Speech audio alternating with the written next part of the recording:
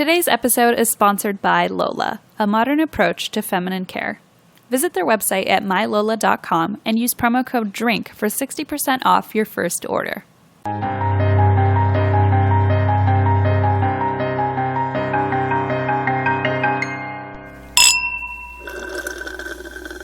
Hey guys. Welcome. Oh, Jinx. Oh. You owe me a bottle of wine. Uh-huh. I was like, I'm not going to buy you a Coke.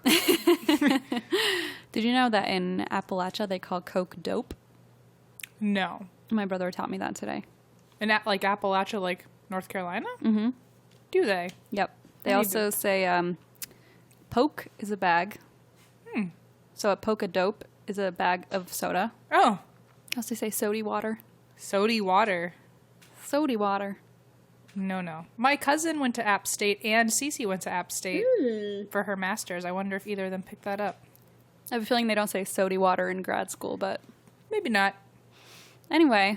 How are you feeling? I'm good. I'm surviving. Going strong. Blaze took me to his work, aka the hospital, and they put me on some nice meds, so we'll see how long that lasts. But otherwise, I'm all right. How are you?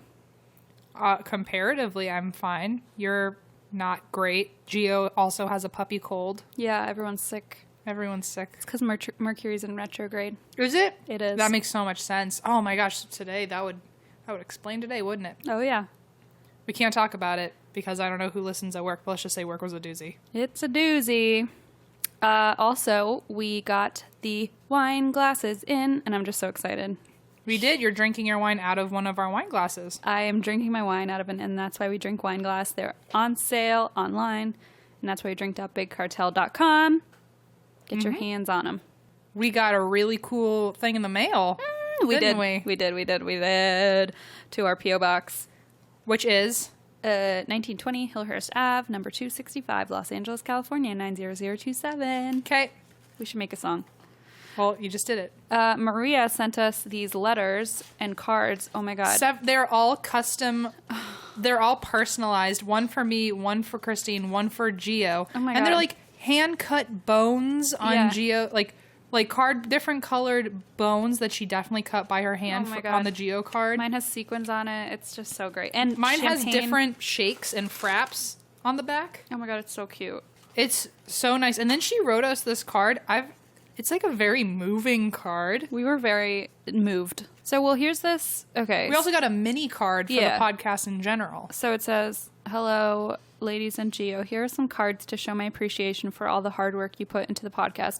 I know it's a labor of love because telling the story of death is a really, really hard thing to do. Also, Gio's card should be sung out loud in your best rap beat. XOXOXO, Maria. Well, Gio's your dog, so you get to rap it. No, that's not fair. I don't want to do it. Aren't you the rapper in the group? No. Oh, God, here we go.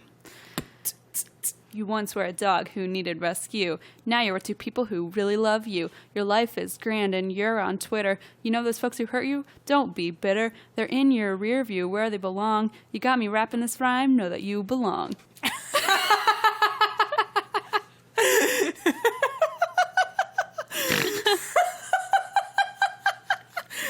Okay, to be fair, I hadn't read it before then. And you're very white. It shows. It shows. Baby G, such a good boy. Anyway, thank you, Maria. That was so kind. We're just so in love with all of it. Also, I'm very jealous because Christine's card was in neon pink paper, and the C in Christine is entirely made of glued on sequins. I just keep finding sequins now on my pants and on my laptop. Me too.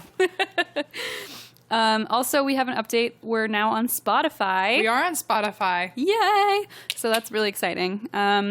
Also, we just, the Two Girls, One Pupcast, we just started on that. Yes, we did. So you should go check that out. We talk about ghost dogs and crime dogs and Scooby-Doo and all sorts of fun stuff. And for all the people who say that they like us because the way we talk to Gio, it's just a whole episode where we talk about Gio. Oh, sure, yeah. It's a Geo-centric episode. Yeah. So if you just really want to hear us talk about him, if you want to hear me beat Christine at some Scooby-Doo trivia by like a long shot. To be fair, you reviewed before the episode. Okay, to be fair, she told us Scooby-Doo was going to be involved. Why wouldn't I come with homework? Okay, that's fair. I'm just bitter. It's just, you know what?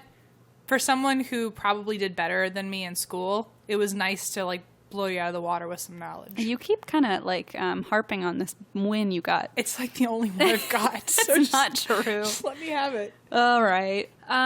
So I think that's all I have. Well, people were actually really hung up about the Dear David Twitter. Yeah, a lot of people are still... They want to hear your take. My take? Yeah. Someone says, can you please direct Dear David to Trump Tower?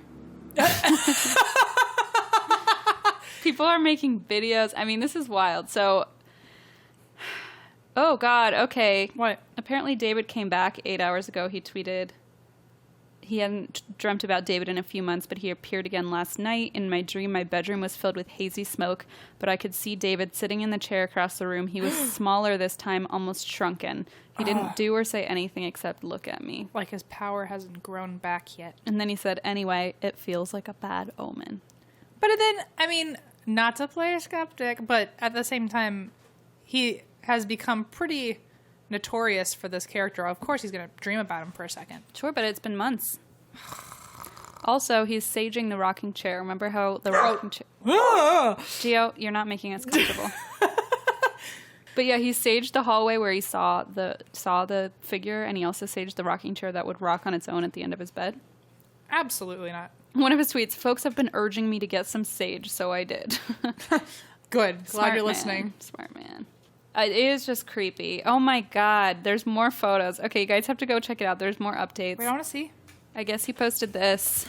He said, left is with my phone, right is with my Polaroid. The hall light was on both times. Why is it pitch black with the Polaroid? No. Anyway, so that is the update on that. You guys should go read the whole thing if you haven't. It's Moby_dickhead, and who knows if what is going on, but either way, it's fucking creepy. Yeah. But he really could be messing with all of us. He could be. Which is, I mean, I don't believe it's working. It's better than any of the movies out there about ghosts. I believe this a lot more. Oh, also, have you seen Annabelle? It just came out. Okay, that was a stupid question. Really stupid question. I really want to go. You look so... No, it's like surprisingly doing well. I know. NPR said it was good, and I was like, fuck you, NPR. I'm not going to go see IMDb, it's... IMDb. It's... It hit like $35 million already or something. I'm never seeing that. The movie that this Annabelle doll is in is the one I took a picture of at Warner Brothers. So I've already met her. Like, I knew her before the movie came out, so it's like no big deal. Oh, you're such a hipster. Oh my God. Oh my God. Okay. Why are you drinking? I'm drinking because Blaze and Alexander are gone. I had to skip my trip to Boston because I'm sick. So I'm pretty bummed about that. And Blaze's family, it was going to be the first time I saw them after we got engaged. And we were going to do like a big like get together. And I had to miss it, which is a bummer. Aw, we'll probably be drinking twice as much wine as normal. I'll be here all by my lonesome. But by the time this comes out, people will be here. So don't try and kill me. Oh, okay. That's just a warning to everybody. Right. I'm also ditching you. And then fucking Em is ditching me too, because she's going off to see her beautiful girlfriend. My number one. Our intern, Allison. Our groupie. She's really like climbed the ladder pretty fast, hasn't she? She went from, our friend in Tanzania in episode 3. That's what you get when you're sleeping with the boss. You climb all the way up the ladder.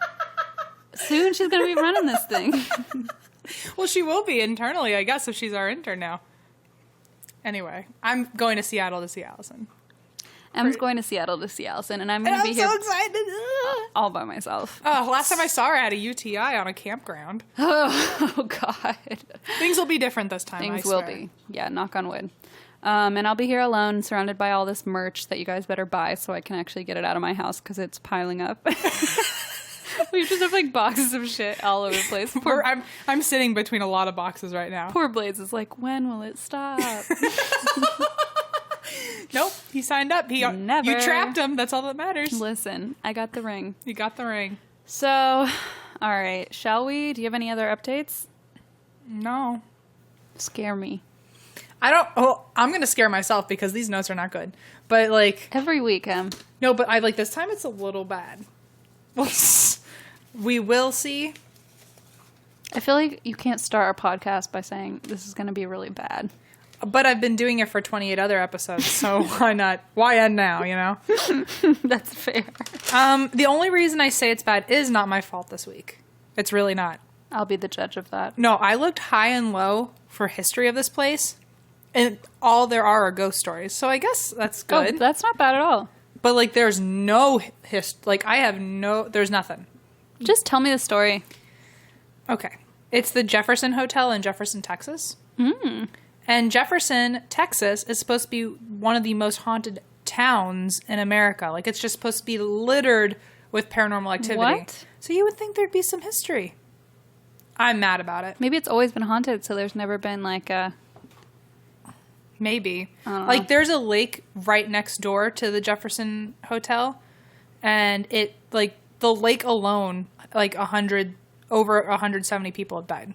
I'm sorry, what? I know, but In there's the lake? no history. The only story they have is in at some point back in, like, the 1800s, there was a steamboat crash, so 68 of those 170 people died all at one time. And then a lot of other people died in the lake just from drowning. And then, because it was a town that everyone traveled through a lot of people would use that as a place to dump the bodies of people they murdered. Okay. So it was like a big Dumping ground? dumping ground. That's really sad. And I have more history about the lake than I do about this hotel. So there was, like, a preview. If you live in Jefferson, Texas, help me, because I'd like to know where these ghosts came from. So anyway, the Jefferson Hotel. I will tell you what history I was able to find. Okay. It was built on an Indian site because, of course. Told you. It's probably always been haunted. The Caddo, C-A-D-D-O, Caddo, Indian community. That was, like, a bunch of tribes put together. Okay. They all lived on that land. And then in the 1800s, it became a cotton warehouse. Oh. That was 1851 is when they first built something on that land. And then in the 1870s, it started to convert from a cotton warehouse into a restaurant at the bottom, which still exists. In the 1870s, it still exists. Oh, my God. And upstairs was it was a restaurant and a laundromat downstairs and a bordello upstairs. Oh, sure. I actually didn't know what a bordello was. I was like, oh, Google, what is a bordello? And it was like brothel. And I was like, whoa. Yeah, it's like a fancy word for a brothel. I was like, oh, that's a fancy brothel. Listen, it's a one-stop shop. You do your laundry, grab a sandwich. Did you know in Virginia it is, depending on where you are, it is illegal for more than 5 women to sleep in the same house because it's considered a brothel?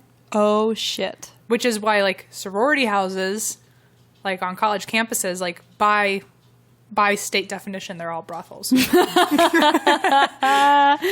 comment.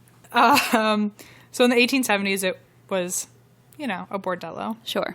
Of sorts. And a lot of the women that worked up there would come down to the laundromat in the restaurant and would grab customers from there and bring them upstairs. So can you imagine just, like, doing your laundry and you're like... They're like, hey, big boy. Hey. Trying to go upstairs, stud. Look at those tighty whities. I know where you can bring those. Get them dirty all over again. Oh, no. So, I guess because so many people were already sleeping there, they're like, let's make it a hotel. So, okay. I don't know if that's real. I'm just going to start making up my own history. I like your history. I like it too. It makes sense. It's like when you told us about how you would do school projects where you're like, well, I guess this happened. Oh, that really happened, though. I did a book report on this book called Z is for Zachariah, and I didn't read 80% of it. Okay. But I reported about it like it was the best book I've ever read. And my teacher believed me. I was like, wow, that sounds really good. I might have to teach that to the class next semester. And I was like, no. Please don't ever read it. Please don't ever open the book. I was kidding. Also, I feel like that's kind of what this podcast is. Shh, don't tell anyone. Oh, for sure. We're just like, listen to us talk. Where they're like, oh, we should go to that house. Em told some really cool ghost stories. And I'm like, wait, no, it actually doesn't exist. I made that up. Yeah, what? I made up ghosts. All of them. Ghosts aren't real. There's never been one. Em made all of it up. Wouldn't that be the greatest surprise if at the end of this there was some scandal in the tabloids about how you invented ghosts? I meant more like I'm actually not a believer at all. Or I'm sure the tabloids would really pick up on that. Well, they'd pick up. What if you were really a murderer? Okay, it's the perfect crime. I don't know if the tabloids as much as like to report on everyone else to keep the fingers away from you.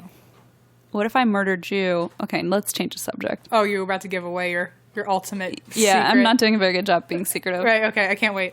You can just can't wait to find out. Check the tabloids in a few months. If I'm alive. Wow, where were we? Oh, yeah, brothels.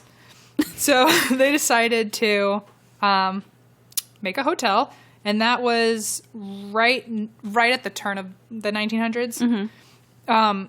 There are on record 7 ghosts in this hotel, but apparently every room has its own ghost. Oh, God. So the only thing I know about the town of Jefferson is that it was a big steamboating city in the 1800s. A lot of people would travel through on, I think, to get to Louisiana or to get to Mississippi. Just like in that direction. In that direction. The hotel was once called the Crystal Palace, and during the Roaring 20s, it was a big place for people to go dancing and hang out and stuff like that. Was it still a bordello, or was it? No, after it became a hotel, they shut that. It wasn't a laundromat or anything. The restaurant stayed, but the rest of the whole building was just a hotel. Gotcha. So one of the people who died in this hotel, her name was Elizabeth, and she hung herself in one of the rooms because she was supposed to be getting married that day, and her husband ended up standing her up. And so she hanged herself, my bad. I wasn't going to say anything. I'm not an idiot, okay? I'm sorry, I'm laughing so hard. I know, I was like, well, this is kind of hurtful. She hanged herself on the headboard of her bed. How? Because the headboards back then were built to be over 12 feet tall. They were those really big ones. The really big ones. And that headboard is still on the beds today. Wait, oh my God. Why would you sleep in there? Look, I don't know. But so people will still like take pictures next to it. And I'm like, that's morbid. That's pretty fucked up. I certainly wouldn't sleep under it either. No, for sure not. But so I guess the groom stood her up, and she was also pregnant. And during the 1890s, like, she didn't know what to do. Like, you couldn't do anything. Nobody takes a pregnant spinster. You're pretty much screwed.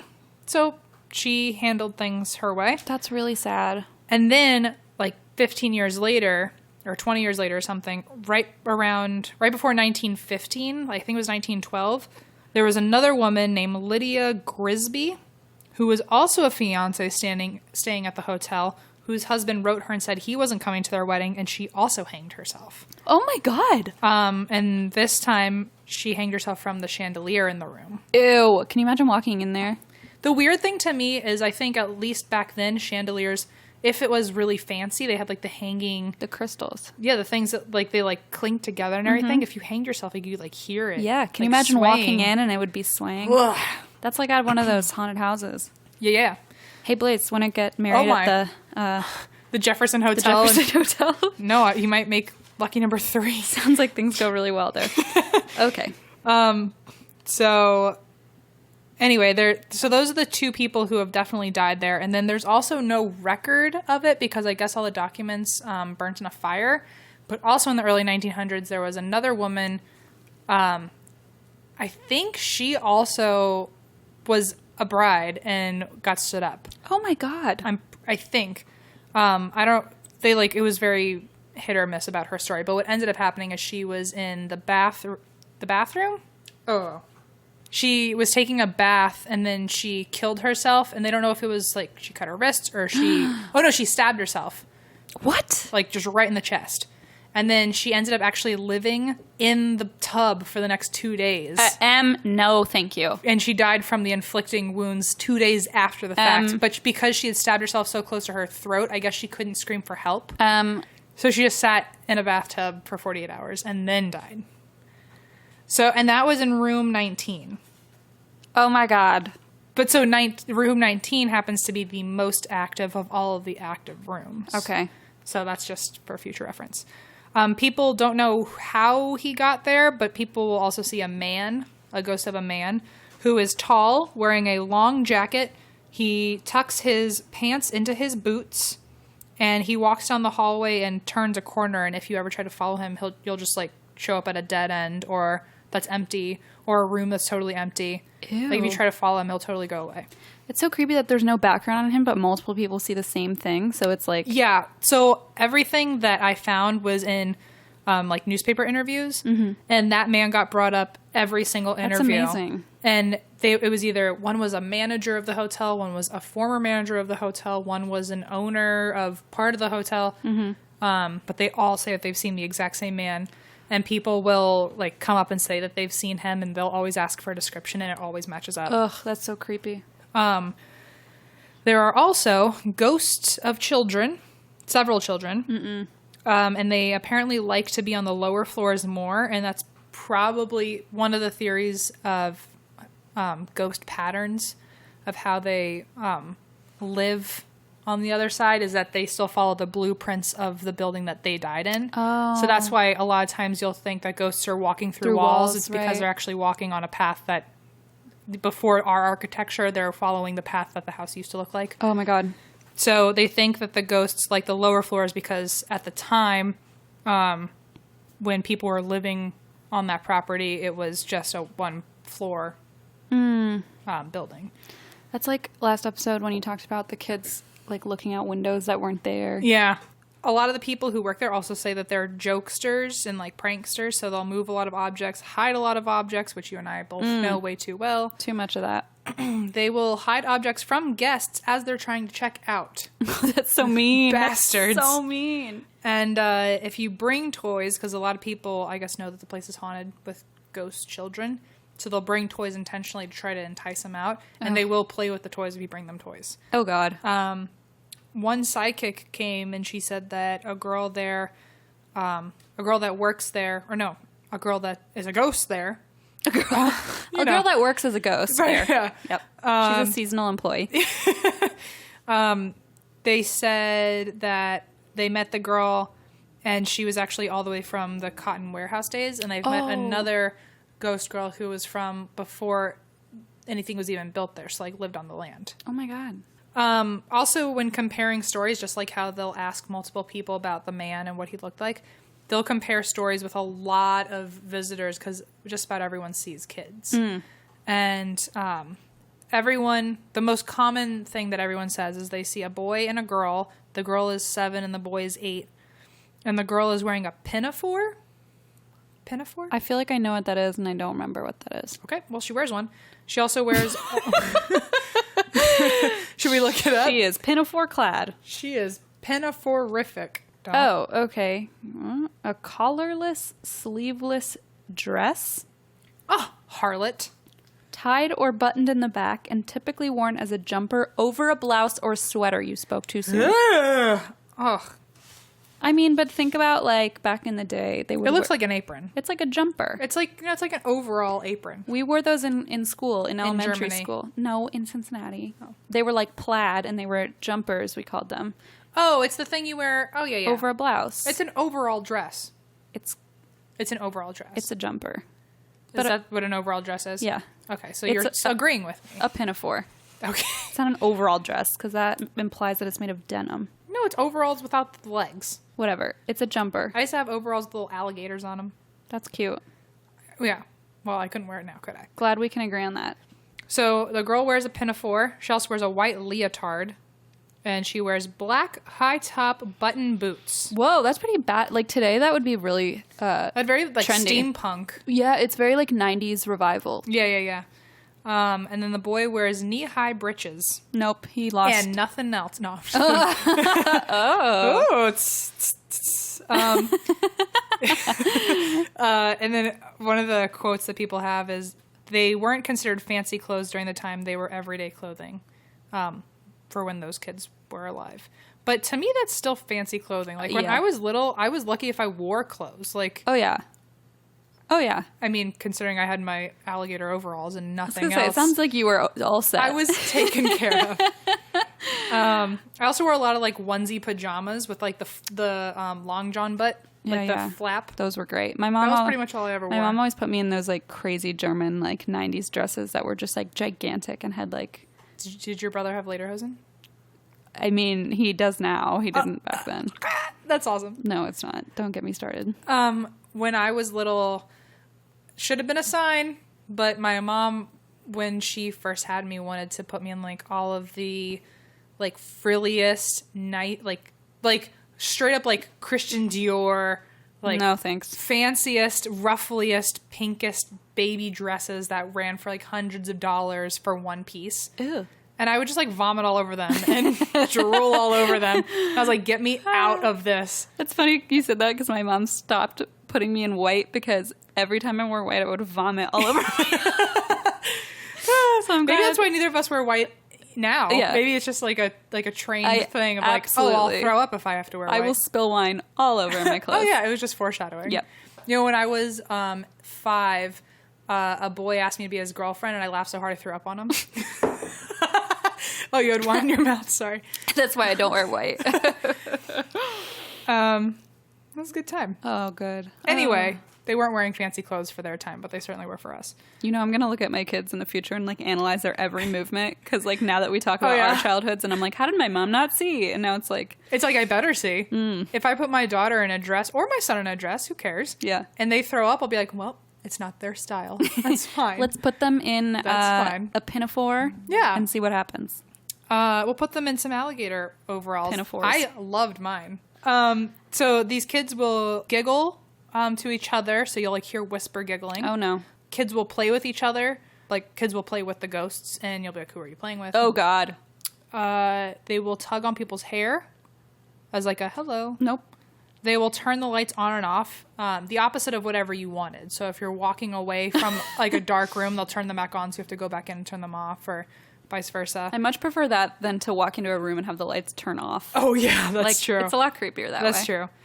They actually are really well behaved, because if they're frustrating you too much and you shout at them, they'll fix whatever they were doing. Aww. It's aw. Poor babies. So I guess the manager has to go in every now and then early or stay really late.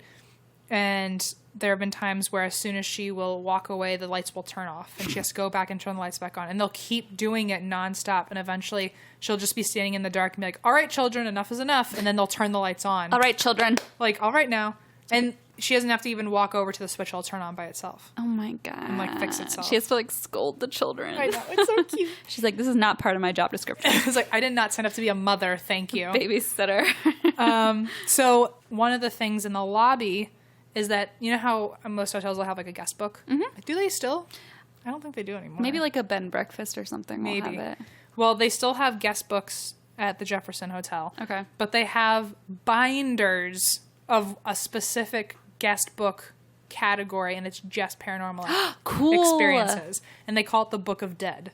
Or the Book of Death or something like that. That's the creepiest thing to call it. Yep. But okay. But so if you really like that stuff and you're a guest at the hotel, you can even check out an entire binder and bring it upstairs with you and read everyone's experiences. Ooh, that's so cool. Yeah. But apparently it's been around for decades, and they still so cool. they encourage staff and guests to write anything that they have. So Creepy.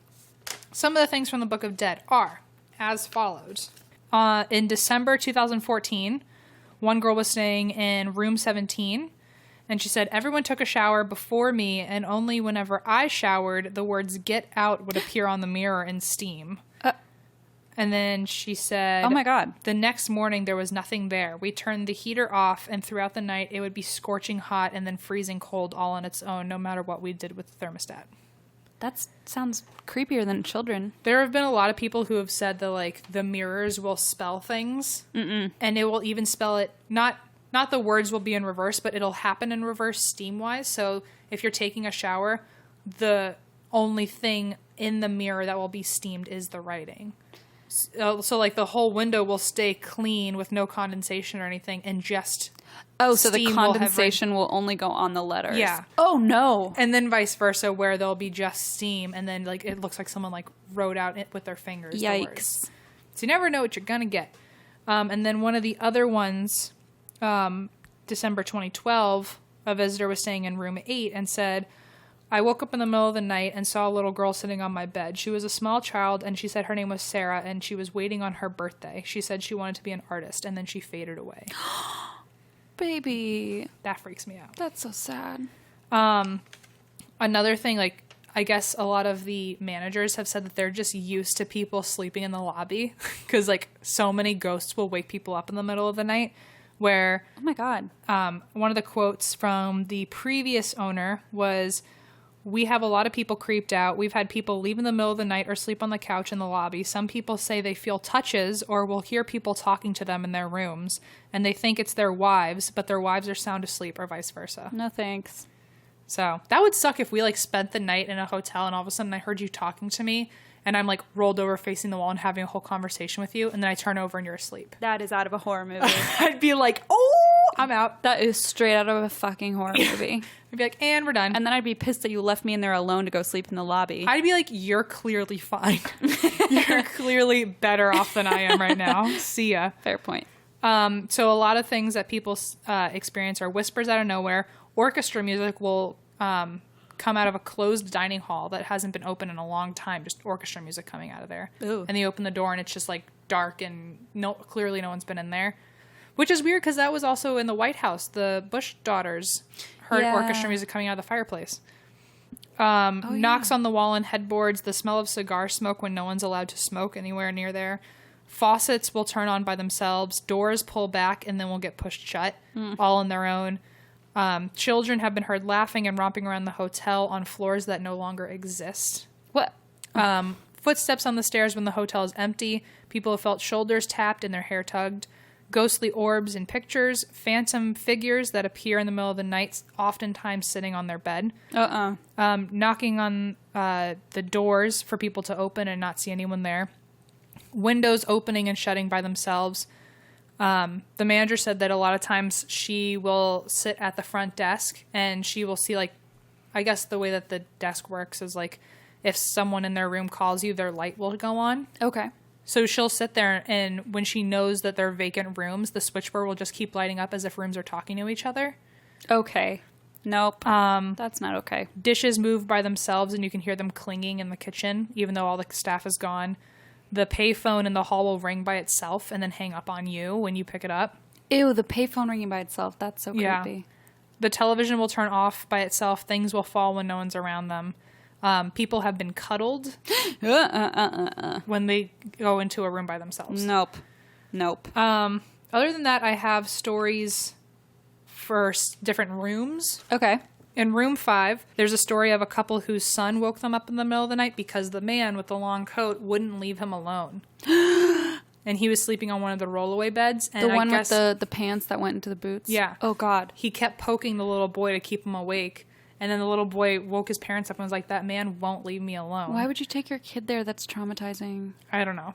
But that's like one of the big stories now that the little boy kept seeing him and he wouldn't let him go to sleep. That reminds me of your story with Deirdre where like you were on the rollaway bed. Oh, you mean when I saw possession? Yeah, I remember that too.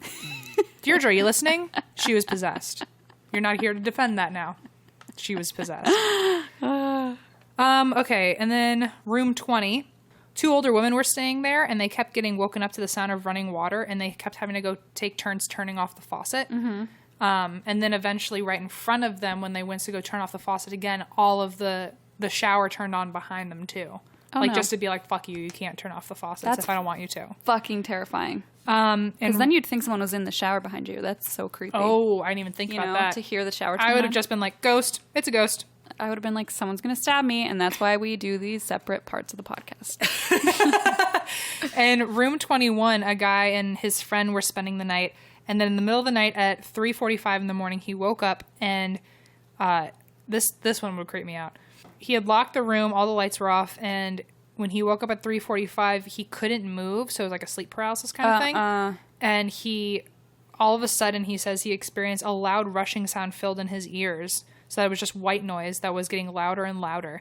And then he felt as if he had been like plugged into like an electrical socket, like his whole body was like doing that white noise, fuzzy feeling. Like the tingly. Mm-hmm. Extreme goosebumps, the inability to speak or move, and he felt the bed deep press. Mm-hmm.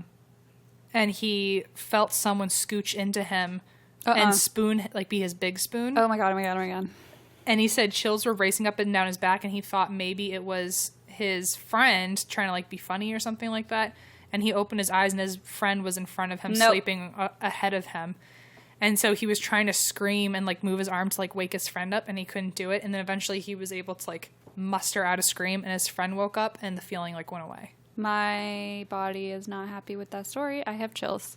Then in room 23, one girl woke up about 3 a.m. also because she heard scratching and banging in the room above her as if someone was moving furniture. Ew. And the people in the room next to her had the exact same experience. And when they both went down to complain about it, they were saying that no one was upstairs and there's no furniture in that room. That's weird that both of them reported it. Yeah. No, they met each other at the in the lobby to complain at the same time. How creepy. In room 24, a wife woke up at 5 in the morning and she got up and went to the hallway to make coffee. And as she turned, she noticed the man in The man. Oh no. Not like the government, no. She found Big Brother amongst all of us. Was standing in the hallway. She found the man with the long jacket in the foyer, and he was turning down the hall, and so she went to go follow him, and the doors opened right in front of her. She saw him push the door. No. She saw him push the door open, and when she went to go follow him and turn the corner, he was gone, and the door swung shut by itself. No. So, like, she watched him push the door open, but when she got there, the door closed by itself. Also, the main room is room 19, which is where the girl stabbed herself in the bathtub for 2 days. No. A man told his wife to go back to sleep when she woke him up about seeing a blonde woman who kept grabbing her arm and touching her hair while they were trying to sleep. That is absolutely... And what kind of man are you to be like, go back to bed? Not be like, we're getting out of here. You're just dreaming. If anyone woke me up and was like, if you woke me up and you were like, by the way, this happened, I'd be like, oh, we're leaving. Even Blaze, if I woke Blaze up and I was like, a woman is stroking my hair, he'd at least turn the fucking lights on. Like, So another thing that happens in room 19 is that the shower, the mirror in there will also fog up, but it apparently spells help. And then in another place it spells red rum. But get this. Red rum? Are you fucking kidding me? So they think because it was so haunted, somebody put like a consistent adhesive on. They think someone fucked with the mirror because everyone, without a doubt, always sees it. And they're like, this is too convenient. And because why would red rum be on, like, such a pop culture reference? It's like, oh, someone from the 1800s predicted The Shining. So then it still freaked them out enough that they moved rooms and went into room 12. Oh, God. And the husband, who doesn't believe in anything, said that he couldn't sleep all night because he kept seeing shadows dart across the crack under the door as if someone was walking by it all night, and he kept hearing random banging whenever the shadow would stop next to their room. And then all of a sudden he said he saw shadows slither under their floor and end up in their room, and he watched shadow people walking on, like, at the foot of their bed all night. And a hand was lightly caressing the back of his leg up and down while he laid in bed trying to sleep. I have to sleep here alone tonight. So then he went to go complain about that to the people up front and was like, I thought room 12 wasn't supposed to be scary. And they were like, no, but we moved the bed from room 14 into room 12, and that bed was the one that Elizabeth hanged herself on. Shut the fuck up. Okay. And he didn't know that beforehand. When you were saying, like, the shadows walking underneath the door, I was thinking, well, at least they can't get in the door. And then all of a sudden you were like, that's out of a fucking nightmare. Like, I know. A horror movie. And a lot of people have seen a blonde woman roaming and floating. So for him to think something was touching his leg, and for the person in the last story to have seen a blonde woman. Oh, that was the same room. Yeah. Oh, fuck. People also see a lot of what they like guests in weird clothing walking up and down the hall. Right. But they'll like blink and that person's gone, but they'll still feel like someone bumped into them and no one's next to them. Ooh. But they'll do the whole movement of feeling someone shove into them. And they'll also feel like gusts of wind get blown at them, even like in the middle of a room that like there's no doors, no windows. The temperature isn't like going crazy. They'll just feel a gust of wind in the middle of a room. The doors and windows will also close on their own, and unexplained temperature drops, like drastic drops, like 20 degrees within 5 minutes. Then it'll keep going back and forth. Visitors will experience sudden cold chills, odors with no discernible origin, phantom footsteps, voices, and strange apparitions, all in room 19, including the regular steam written notes in the mirror. Right. A lot of people will also hear children running around the room when they're outside of the room, and if they're assuming a family's in there, and then they'll see like a maid come out and there's no family in there at all. And that's that. That's fucking creepy. Yes. How have I never heard of this place? I don't know. Maybe because there's no such thing as any history to it whatsoever, just the ghost stories. The Jefferson Hotel? Jefferson Hotel in Jefferson, Texas. I mean, even the history of it being like a Indian burial ground, then a cotton warehouse, then a brothel, then a hotel. Like, it already has. I thought there would be like some more shady shit going on with the brothel. I would have thought for sure there was like a sex worker who died there. I mean, probably if that's Probably. Maybe the man walking around was like a bad guy if he's waking up kids in the rooms. I don't know. To like wake a child up and not let them go to sleep. Maybe he's like, get out. This is not child friendly. Yeah. I don't know. But the fact that there are all those children running around too is kind of creepy. I know. With their buckles and their lederhosen or whatever it is. Buckles. What is it? Pinafore? They're pinafores. They're pinafores. My pilgrim shoes that I wore in 7th grade. Oh, maybe they make an appearance. Oh, God. They probably do. Anyway. All right. So, Em. What's up? Want to hear something scary? Of course I do. Did you know that the FDA doesn't require feminine hygiene brands to disclose a list of ingredients in their pads and tampons? Wait, what? Really? Really? Major tampon brands use things like rayon, polyester, harsh chemical cleansing agents, fragrance, and dyes. Dyes? Dyes, and then you put that shit all up into your business. Yuck. Okay. And that's why we drink. And that's why we drink. But I have some good news. Okay, what's up? Lola is a feminine hygiene company founded for women by women that offers 100% organic cotton tampons, pads, and liners. They're completely transparent about what goes into their products, and spoiler alert, it's all good stuff. Oh, good. No more jamming nasty, horrible chemicals inside your body. None of that. Because PMS, should be worse than it already is. Right, it isn't bad enough. Better yet, Lola offers a fully customizable subscription system where you can choose what you order, your level of absorbency, the number of boxes you get, and the frequency of delivery. And guess what, Em? Tell me. We have a coupon code. No, we don't. We do, and it's called DRINK. And listeners can get 60% off their first order at mylola.com. So Lola is not only transparent about everything that goes into their products, they're also transparent about their subscription model. So you can feel free to change, skip a month, or cancel at any time. Oh, cool. We've been using these. They're seriously game changers. They come in a cute, discreet box straight to your door, and I no longer have to worry about what's going into my body because it's 100% organic cotton, BPA-free, super convenient, super empowering. Also, I mean, if they're delivering to your door, you don't have to worry about where you're going to find a pocket to hide anything. Absolutely. You don't have to be, scared of other people seeing what's going on. Absolutely. You don't have to run to the store last minute and have to explain where you're going. You can just grab them off your stoop and shove them in your drawers. Right off the stoop. Oop. Shove them in. Okay. Also, And that's why we drink. And that's why we drink. Also, important to me is that since Lola's launch, they've donated 100,000 feminine care products to low-income women and girls across the U.S., so they're really doing their part. Oh, yeah. You guys, you just got to check it out. It's worth the switch. I love it. Never going back. So while you're feeling like you got to be in your sweatpants eating ice cream on a couch, you can still be doing good. Still be doing good for the world. Mm-hmm. Be doing good to your own body. Yes. Visit mylola.com and enter promo code DRINK for 60% off your first order. That's mylola.com. Promo code Drink. DRINK. Check it out, guys. I'm ready for you to scare the pants off me. Yeah? Well, let's see what you can do. At least metaphorically, right? Metaphorically, you always do. Good. You have yet to do it literally, and that's the day I'm waiting on. Someday. I'm really working my way up the ladder. Okay.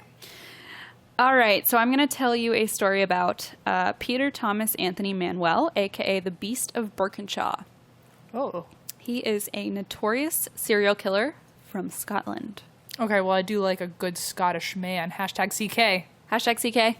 Although I do keep doing these, UK stories and then, fucking up their geography and our language, so hopefully Wales is not in England. Wales is not in England. That's all we know.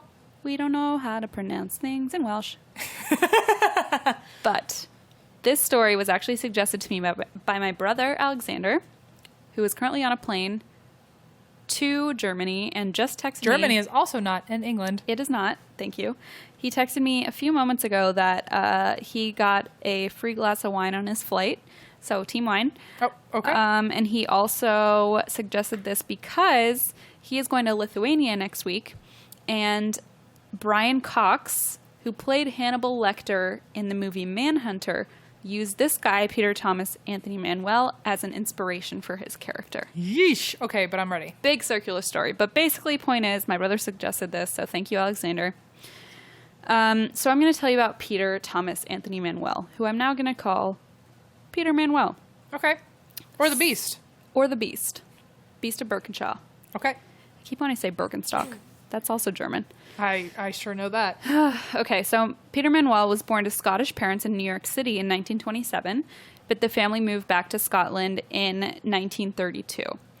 Manuel was bullied as a child, and by the age of 10, he was known to local police as a petty thief. Uh-oh. So by age 10, he was already kind of a little trouble child. A little rabble-rouser. A little rabble-rouser. A little hooligan. At 16, he committed a string of sexual attacks. Oh, so went downhill from there. And he actually went to Peterhead Prison for 9 years because of those. Oh. So he came out of prison at age 25, which, well, it is interesting to me, too, that in the 40s, he was sent away for almost a decade for sexual crimes, because I feel like that was not as... Especially in the 40s. Right? In the 40s, you must have done something really horrible to actually even be considered a sexual criminal. Definitely. That surprised me. And especially because he was a minor. Like, it really surprised me. But yeah, in the 40s, when you just be like, oh, well... Women deserve this. Boys will be boys. Boys will be boys. Say, right. So it just really surprised me. But it does say, there aren't any details, but it does say a string of sexual attacks. So, I mean, it must have been pretty darn bad. So the following year, in 1955, he was charged with rape. But he served as his own defense and managed to successfully acquit himself. Okay. The following year, on January 2nd, 1956, a 17-year-old girl named Anne Nealons was planning to go out dancing, but her date was suffering from a, just get ready, hogmanay hangover. Uh-huh. Do you know what that is? A hogmanay? Hogmanay? No. I think I'm saying that right. It's a Scottish New Year's Eve celebration. Oh, well. Hogmanay. The only thing worse than that is an Irish celebration. But an Irish hangover. Aren't they like the worst? I don't know. We're starting probably a war over there. Oh, okay. So apparently her date was suffering from a hogmanay hangover. Scottish New Year's Eve celebration hangover. So a celebration you would love to be a part of, I'm sure. That I'm a part of without even knowing it. Yes. Okay, yeah. January 2nd. So he didn't show up. Peter Manuel saw her, Anne, leave a friend's house and began following her. He chased her through a golf course until he caught up with her. She was apparently terrified, running from him. He raped her, and he bludgeoned her to death with an iron bar. Oh, my God. At this point, Manuel was known locally as a sex offender, so police decided to question him. Duh. He was working for a local gas company laying pipes. When he went to work a couple days after the murder, he had scratches all over his face, and some of his clothes were missing, but he told police that he had been in a fight on Hogmanay, on his Hogmanay celebration. So when police went to his home and questioned him, his father gave an alibi for him, and the police left him alone. Okay. So he got off scot-free. 9 months later, on September 17th, 1956, Marion Watt, aged 45, her 16-year-old daughter, Vivian, and her sister, Margaret Brown, were shot and killed point blank in their beds. Oh, no. So Manuel was currently out on bail for breaking and entering nearby, but police actually suspected Marion's husband, William, who was away on a fishing trip. They assumed he had driven about 90 miles, faked a break into his house, murdered his family, and driven back. What? The ferryman claimed to have seen him on the ferry during the night, even though the route that he would have had to take on the ferry was out of the way. It wasn't even like the shortest way to get back to their house. And a driver also claimed to have seen him. So William Watts, the husband, was arrested and held on remand in prison, but it turns out the ferryman who said he saw him was confused about the car he had seen. Okay. And the other witness, who was the driver, admitted that he only identified him in the lineup based on how he was holding his cigarette. Okay. So then they looked into his car, and it was established that the level of gas in his car had not changed overnight, as in he hadn't driven anywhere. The police then searched gas stations along the route to question employees, searched for a hidden stash of gasoline, but found nothing. But still, they kept him in prison because he was their number one suspect. So he stayed in prison for 67 days, and then when he was released, he still remained the prime suspect. All right. For now. For now. Dun, dun, dun. Okay. On December 8th, 1957, the body of a taxi driver named Sidney Dunn was found on the moorlands. He had been shot at close range and had his throat slit. Like, why both? I don't know. And there's no reasoning. It's not like, I don't know. And is there any relation between any of these people, or it's just nearby? People are nearby. At this point, there was no relation. Okay. So I'm sort of telling these in like a chronological style where later they kind of piece it all together. Mm-hmm. It's almost like a TV show. Like all these things are happening and they don't know how they're connected, and then later they kind of put it all together. Okay. Basically, they connected this guy to the murder just because Manuel had been in that town, in that jurisdiction for a job interview. So they were like, well, maybe he has something to do with it, but they had no evidence. So they never tried him for it. On December 28th, 1957, so this is just 20 days later, 17-year-old Isabel Cook went missing from her home. Oh my God. In Carrick Drive, Mount Vernon, which is the same street Tam McGraw would later live on. Ooh. Do you know who that is? Tim McGraw? That's what I thought, but no. Oh. Tam McGraw. Oh. No. I was like, Tim McGraw lives in Scotland? I was like, Tim McGraw that is a very non-country thing to do. He's really pulling off that accent. I know, that wow. fake Like, accent. your southern accent is really like kicking it up in Scotland, apparently. Oh, this is where Scottish people are like, what the fuck is wrong with you? The Scottish are like, who the fuck is Tim McGraw? No. All right, Tam McGraw is apparently an infamous gangster a notorious gangster in Scotland. So he was like a violent dude. Know that. Me neither. Okay. So the case of Isabel going missing went unsolved for now. Okay. Dun, dun, For now. Got dun. So the next thing that happened, this is where it gets fucked Okay. up. Early morning, New Year's Day of 1958, Peter Smart, his wife Doris, and their 11-year-old son Michael were shot to death in their beds. No. Similarly to the Watts murders, it turns out Manuel had killed them, then decided to stay in their home for nearly a week. What? Not only did he stay there, but he would come and go as he pleased. Like he lived there? Yeah, he lived there and would go and leave. So neighbors at this time later they were interviewed and they were like, yeah, lights would go on and off. We didn't suspect anything because curtains were being open and closed, lights were going on and off. He drove their car around. He ate their New Year's leftovers. What's it called again? Hogmanay?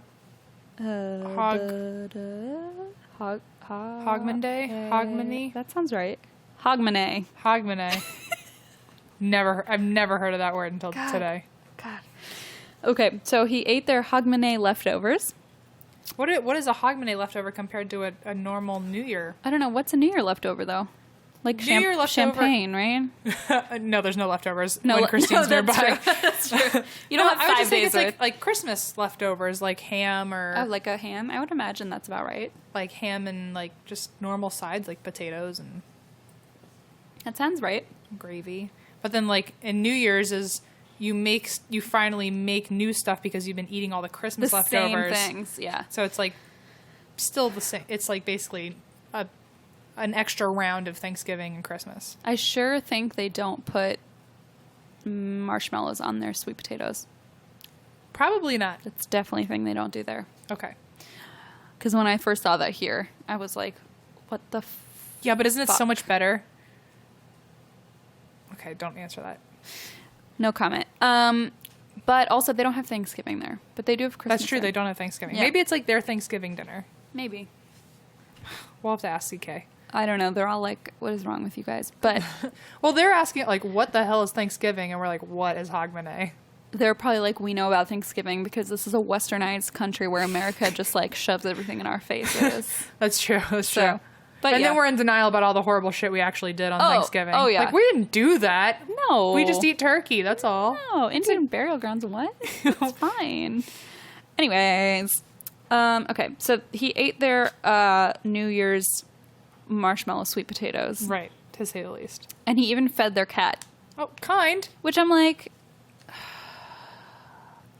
the 11-year-old boy was too much effort, but the cat was good. Yeah, fuck you.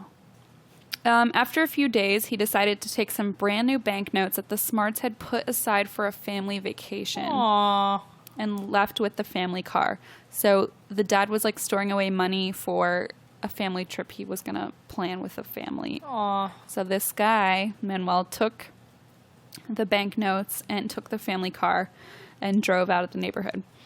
Then he decided to pick up a local police officer who needed a ride in their family car. No. And this guy was investigating Isabel Cook's disappearance. So the woman I mentioned earlier, the young girl who was 17 and where Tim McGraw lived on her street and she went missing. So they talked about it in the car. And Manuel, while they were chatting, Manuel told the officer he thought the police weren't looking in the right places. So he is a bona fide narcissist. Oh, hell yeah. Yeah. But this is where he gets a little too cocky. So far it's like worked where he's evaded people enough. But I feel like this is one of those things that happens where psychopaths who are also serial killers, kind of their undoing is that they like go too far. Like they think they're so smart that they won't get caught. They overlook how cocky they're becoming. Yeah. So what he did was, although he was normally broke, he started spending the money he had stolen from this family left and right at local pubs. So he was like going to bars in town and spending a shit ton of money. And a bartender became suspicious and called the police. And the banknotes were brand new because this guy, Peter Smart, that he had killed had just gotten them out of the bank. So they were brand new banknotes that he was storing. So they traced them back to Peter Smart, and a bunch of people in the bar ID'd Manuel, and were like, yeah, that's a guy who was at the bar with us.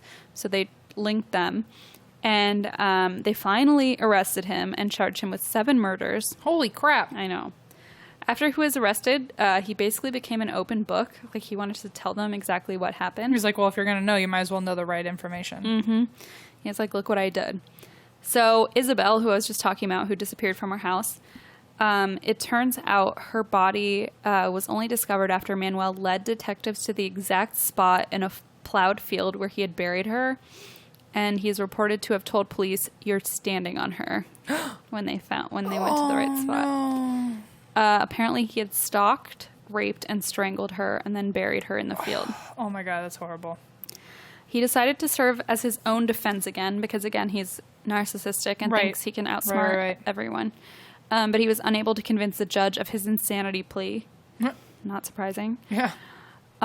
Here's some of the things that he actually claimed while in court. He claimed that Peter Smart, the father who he had shot, had gone on a spree and killed his family and then himself, and that Peter Smart had been a friend of his who had given him keys to the Smart house. So he was just going over with his keys that his buddy Peter had given him after Peter had murdered his whole family.